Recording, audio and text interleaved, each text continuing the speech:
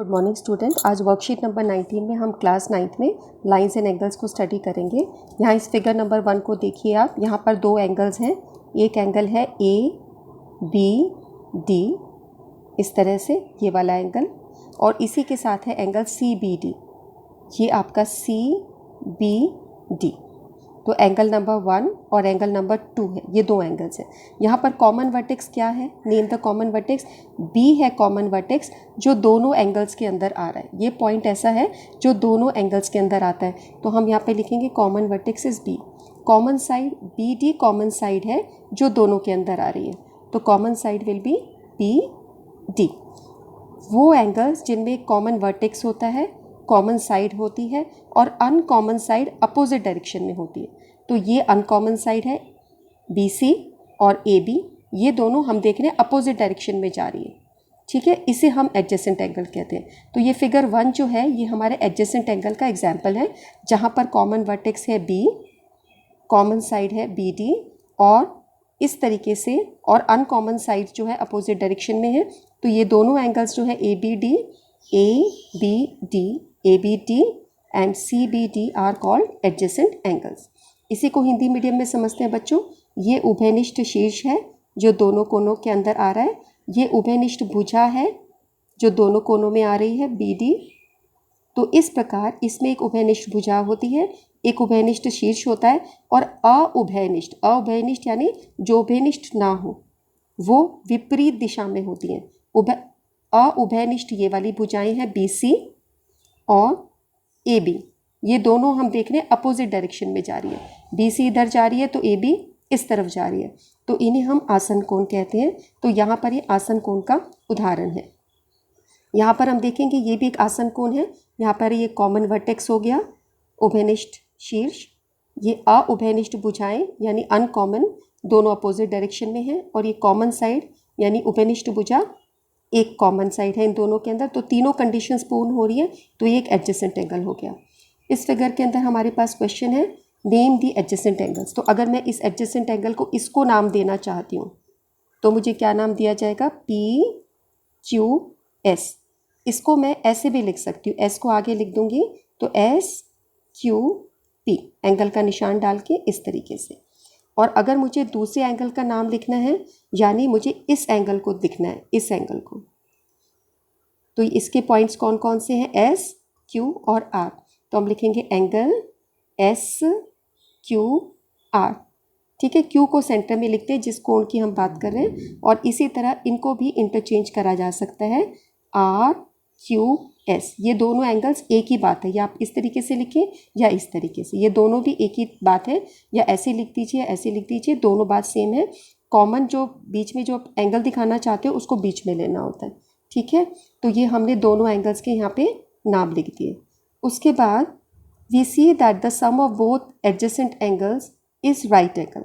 इसके अंदर ये दोनों एंगल्स के हमने नाम लिखे थे वही एंगल है। जब हम इन दोनों को ऐड कर रहे हैं तो हम देख रहे हैं ये पूरा एंगल जो बन रहा है ये 90 डिग्री बन रहा है।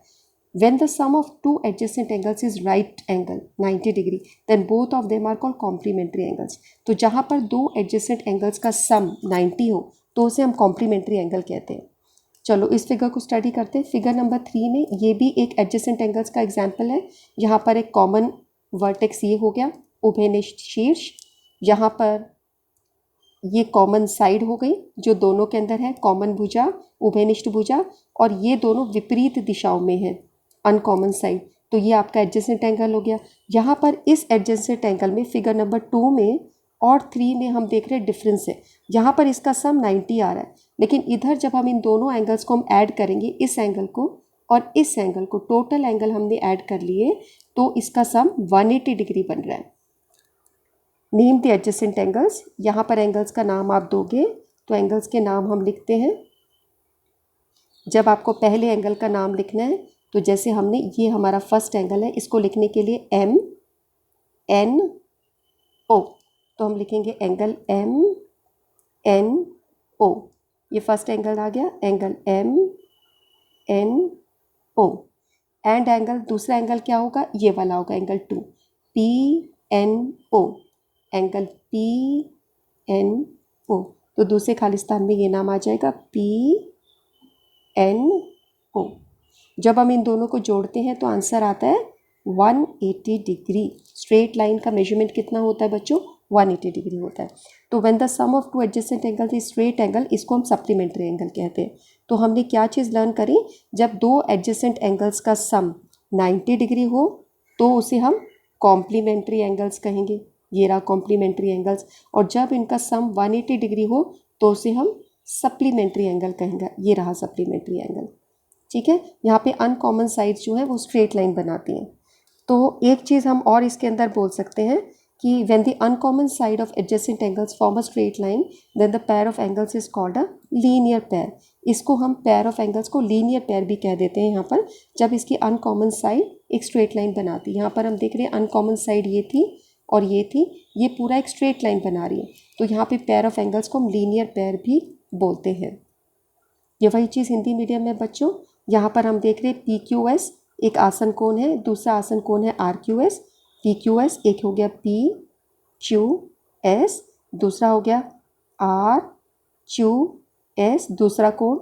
इन दोनों को जब जोड़ते हैं तो 90 आता है। तो इसको हम पूरक कोण कहते हैं। जहाँ पर दो आसन कोणों का योग समकोण होता है उसे हम पूरक कोण कहते हैं। और जहाँ पर दो आसन कोणों का कोण योग रज्जु कोण यानी 180 होता है उसे हम संपूरक कोण कहते हैं।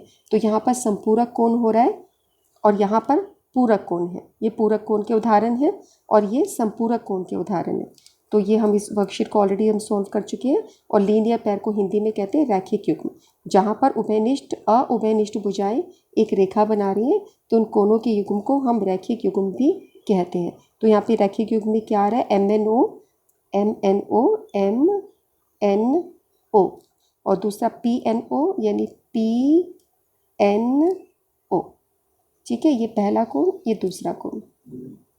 यहाँ पर आपको राइट द कॉम्प्लीमेंट्री एंगल्स, पहले का कॉम्प्लीमेंट्री एंगल यानी पूरक कोण लिखना है। पूरक कोण कैसे होता है? जब दो कोणों का जोड़ आपका कितना हो? 90 डिग्री हो। तो हमारा 70 का कितना उत्तर आएगा? इसको आप 90 से माइनस कर दीजिए। 90 से माइनस करेंगे तो उसका कॉम्प्लीमेंट्री एंगल या पूरक कोण आएगा। तो 90 में से अगर हम 70 घटाते हैं, 90 में से 70 जाता है तो क्या आता है? 20 डिग्री। तो इधर उत्तर आ जाएगा 20 डिग्री। इसी तरह 90 में से 45 निकालें, 45 डिग्री। 90 में से 40 निकाला तो 50 डिग्री। 90 में से 60 निकाला तो 30 डिग्री। ये सारे आपके कॉम्प्लीमेंट्री एंगल्स हो गए और यही आपके पूरक कोण के आंसर्स हैं।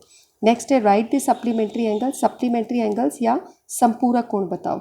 तो संपूरक कोण के लिए हमें क्या करना है? 180 में से घटाना है। ठीक है, तो 180 में से 100 घटाया तो यहाँ पर उत्तर आ जाएगा 80 डिग्री। यहाँ पे 180 में से 90 घटाया तो 90 डिग्री, इसका सप्लीमेंट। 180 में से 60 माइनस करोगे तो आ जाएगा 120 डिग्री। 180 में से 30 माइनस करोगे, ये आ जाएगा 150 डिग्री।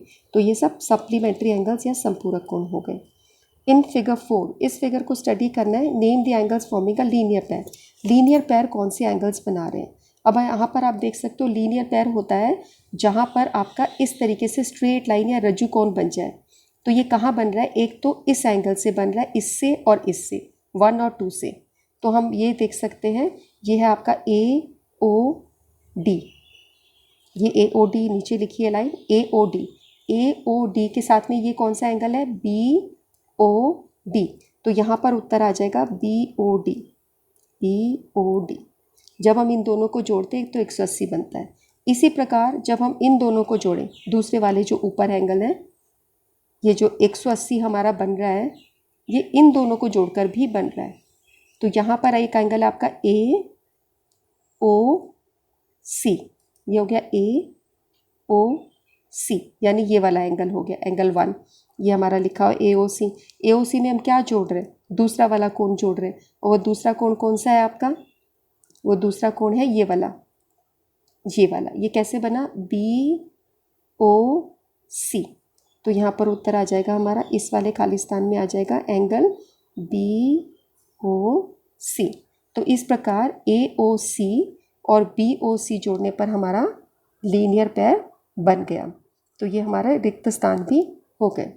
तो बच्चों हमने क्या सीखा, एक बार फिर से देख लेते हैं। ये आपका आसन कोण है, जहाँ पर हम देख रहे हैं ये दो विपरीत दिशाओं में ये दो क्या जा रही हैं, ये रेज, ये हमारी होती है रे। इसके अंदर ये कॉमन साइड है, ये इस डायरेक्शन में रे जा रही है। तो आपका जब ये ए बी डी, ये आपका एक एंगल हो गया, एंगल 1, और इसी तरीके से बी, ये सी बी डी, ये आपका एंगल 2 हो गया।